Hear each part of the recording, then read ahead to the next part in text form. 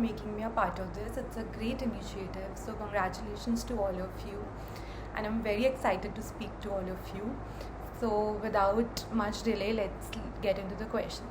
So, your first question is, what lessons have you learned as a woman in tech?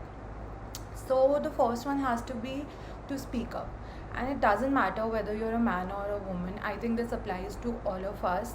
You should always be confident and you should always be willing to speak your mind, no matter what table you're sitting at, how senior the people are who are sitting around you. If you do not agree with what is being discussed, or if you have a different perspective to add, please speak up. Don't be shy, don't hesitate. Just be polite and put your point of view forward. There's a reason that you're invited to that meeting, to sit at that table. So just don't shy away from putting your point of view, but don't be rude while doing that. Just be polite and put your view forward. The second thing has to be that you should always do your homework, because when you're talking about something that you don't know about, it shows. So make sure that you put in the effort that is required when you're entering a meeting. Take 5-10 minutes at least before the meeting to prep for it, read the documents that are required. So yeah, and if you come across something that you don't know, just say that you don't know it, and if it is relevant to your role, to your work, and you don't know it, just make sure that when you go home you read up on it and you do the work. And the third thing is, especially for women, that keep in your mind to be on the same team. The worst thing that you can do to yourself is give in to those stereotypes because of some past experiences or what you hear in the society. Not every team, not every person is bad. Not every person has that stereotype. But sometimes we think that someone is stereotyping us, and we let that affect us. And especially in tech, it's very common that you will be the only girl in a team of say 13 members, 15 members. But keep in mind that you, as anyone else, is there to accomplish a job, a common goal of solving a problem, of providing the best experience to the customer. So keep in your mind that you're on the same team and you're working together to achieve something. So I think that helps reduce a lot of awkwardness and a lot of miscommunication. Yeah, I think that personally has helped me a lot, to keep in mind that all of you are on the same team and not to presume that someone is stereotyping you. Apart from that, I think it's very important to manage your emotions and set the right expectations. In case you find yourself in a situation where you're not comfortable, just say it outright. Like, just speak up and say it out loud that I am not comfortable being put in that situation. Don't be shy. Don't feel what people will think or whatever it is. Just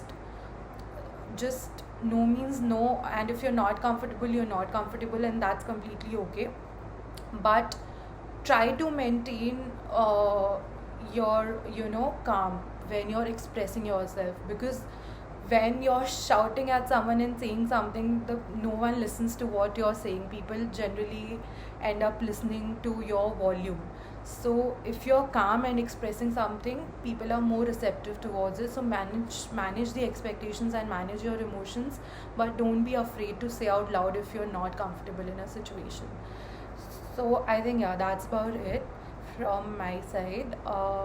Okay, so the next question is, how did I manage the shift from Microsoft to Razorpay? Well, while working at Microsoft, I wanted to go for an MBA, so I started prepping for GMAT and for the admissions in ISB. And once I got into ISB, I prepped for the product management interviews, and Razorpay came for campus hiring at ISB, and that is how I made the shift. So if any of you all have any in-depth questions about the process, then you can ping me separately. Um, what do I think about pay parity in tech companies? So I think when it comes to tech companies, at least in my experience, there is a fair bit of pay parity. You're given a package basis your credentials, your experience, and what you bring to the table, and of course the role that you're being hired for. So in my experience, at least from the people that I know around me, I've not heard of any paid disparity in a tech sector based on gender. Were there any? So the next question is: were there any steps taken by Microsoft to close the gender gap? Of course. So Microsoft has this value of inclusion, whether it's they do not tolerate disparity or differential behavior basis your caste, color, the language that you speak, or your gender. But coming to specific to gender related gaps, yes, there were various initiatives and groups like Tech Divas and mechanisms in place to ensure that you feel comfortable. And if you don't feel comfortable, you have someone to go to, whether it's your manager or through a more official channel, say the HRs or the and there are periodic post trainings. And coming to male counterparts, my experience is more often than not, they don't see you as a woman or a man, they see you as a teammate and what you bring to the table, and so do the female counterparts. So it's a healthy atmosphere to work in, but there are exceptions everywhere and anywhere. So yeah, like to reiterate my point. If you ever come across someone who makes you feel uncomfortable, just don't shy away from speaking up, just because you work in a very big company, or the person is very senior to you, or whatever it is. So yeah, because there are mechanisms in place, there are people out there who would help you if you just speak up, you know then how do I deal with the stress that comes with work from home during this pandemic? Well, honestly, I think it largely depends on how you look at your work.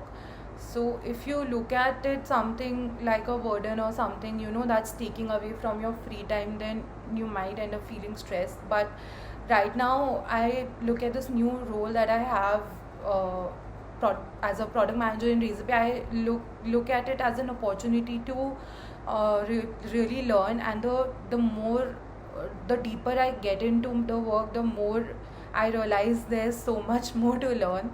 So that is really exciting for me.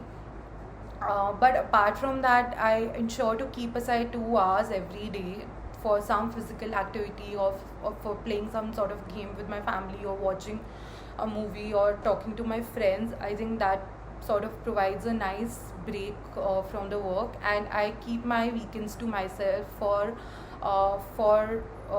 any activity that I find interesting, or that I find really like a breather.